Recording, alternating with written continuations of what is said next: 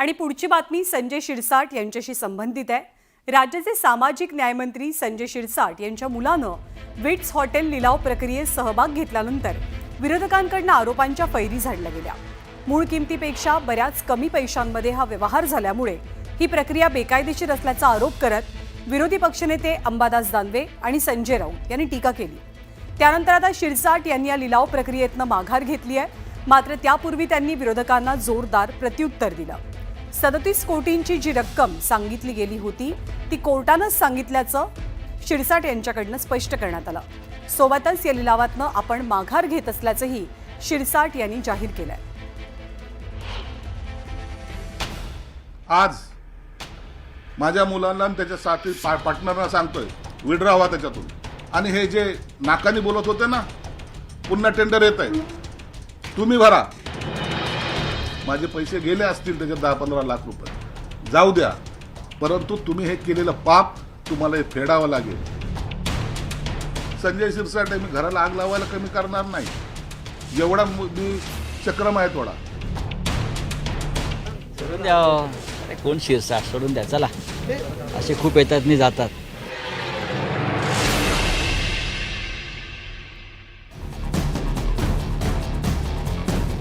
गेल्या काही दिवसांपासून छत्रपती संभाजीनगर येथील विट्स हॉटेल चर्चेचा विषय बनलाय।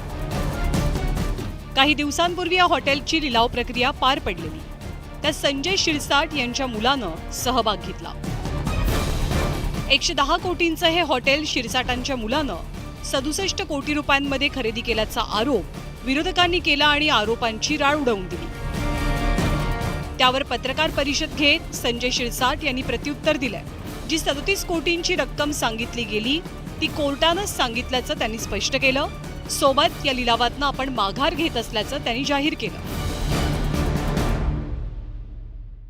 अशा पद्धतीनं साधं गटाराचं 2 लाखाचं 3 लाखाचं टेंडर जरी असलं तरी 3 वर्षाचं ITR असलं पाहिजे, सॉलन्सी असली पाहिजे। जर एवढे मोठं असेल तर 40-45 आधीच टेंडर जे निघालेलं आहे तेच सांगतात 7 वेळेस टेंडर निघालं, तर आधीच्या टेंडरमध्ये 40 कोटीची सॉलन्सी असावी असं म्हटलेलं आहे। मागच्या 2-3 वर्षाचं फायनान्शियल टर्नओव्हर जवळपास 45 कोटी असावं असं म्हटलेलं आहे। आणि असं असताना या सगळ्या अटी शर्ती काढून ही टेंडर प्रोसेस राबवलेली आहे संभाजीनगरच्या महसूल अधिकाऱ्यांनी। मी उद्या माझ्या मुलाला ते टेंडरची जे काय प्रोसेस आहे पत्र द्यायला लावतोय, त्या प्रकरणातून बाजू होतोय, आणि जे 110च्या गप्पा करतात त्यांना सांगतोय आता तुम्ही घ्या पेढे घेऊन मी तुमच्या घरी येईल।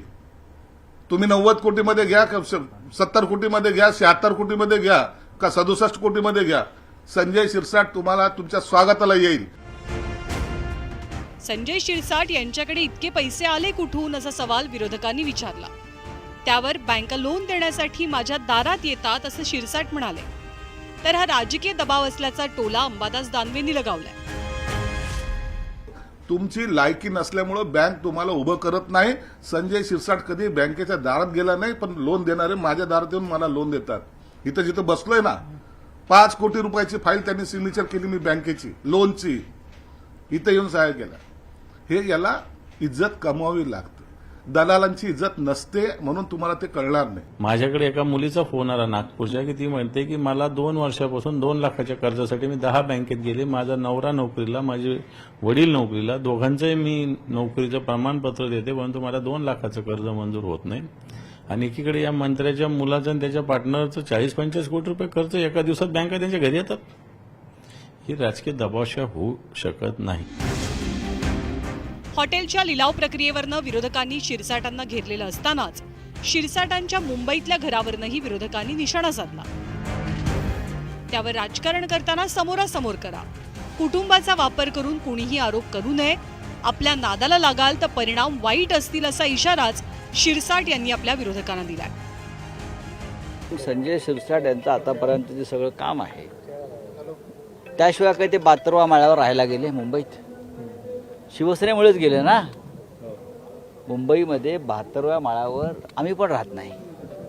ग्रामीण भागातला एक तरुण मुंबईमध्ये 72व्या माळ्यावर राहतो, ही बाळासाहेब ठाकरेंचीच कृपा आहे, शिवसेनेची कृपा आहे। धंद्यासाठी एक व्यवसायासाठी उभा राहणाऱ्याला जो खोडा टाकलेला आहे तुमची इतरांची दलाली करण्यामध्ये तुमचं जे आयुष्य गेलेलं आहे, तुम्हाला याचे भोग भोगावे लागतील. यापुढे जर वैयक्तिक जर तुम्ही आरोप करायची सुरुवात ठेवली तर मला सुद्धा सर्व माहिती आहे, सर्व तुमच्या स्टोऱ्या माझ्याकडे आहेत. आणि ज्या दिवशी मी त्या काढायला सुरुवात करेल, संजय शिरसाट मी घराला आग लावायला कमी करणार नाही, एवढा मी चक्रम आहे थोडा. संजय राऊतांवर हे सगळे आरोप, त्यांच्या मुलाबाळावरचे, त्यांच्या मुलीच्या लग्नातले फुलाची सजावट करणाऱ्याची सुद्धा इन्क्वायरी होऊन गेलेली आहे.